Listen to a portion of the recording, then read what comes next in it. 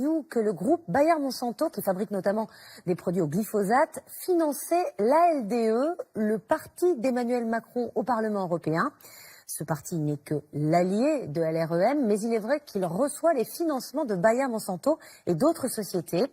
L'œil du 20h a mené l'enquête. Julien Nény, Laurent Desbois et notre bureau de Bruxelles. En France, impossible pour des entreprises de financer les partis politiques. C'est interdit par la loi. Au Parlement européen, en revanche, pas de problème. N'importe quelle multinationale peut donner de l'argent aux partis. Y aurait-il à Bruxelles comme des conflits d'intérêts ?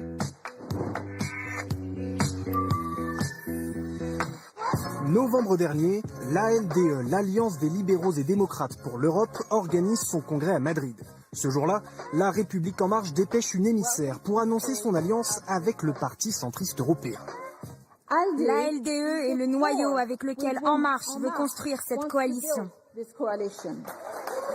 Nous avons parcouru le programme de ce congrès politique et surprise, il était en partie financé par de grandes entreprises et pas des moindres. Google, Walt Disney, Microsoft et même Bayer, le fabricant du glyphosate depuis le rachat de Monsanto.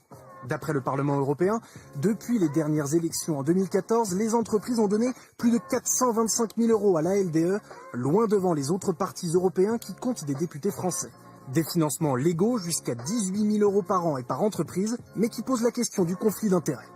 Ces financements sont pour eux une chance de plus d'influencer les politiques. Ça peut biaiser la démocratie, parce que ce n'est plus un citoyen une voix, mais plutôt celui qui a le plus d'argent, qui a le plus d'influence. Le porte-parole de la LDE assume et rappelle que ces financements représentent moins de 4% de son budget. On est tout à fait en mesure de refuser si ça ne colle pas avec ce qu'on dit, ou bien à nouveau si on craint qu'il y a une espérance de quelque chose en retour. Ça, c'est pas du tout l'objectif de cette coopération.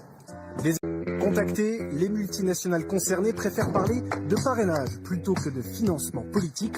Pas de quoi lever les soupçons de conflit d'intérêts.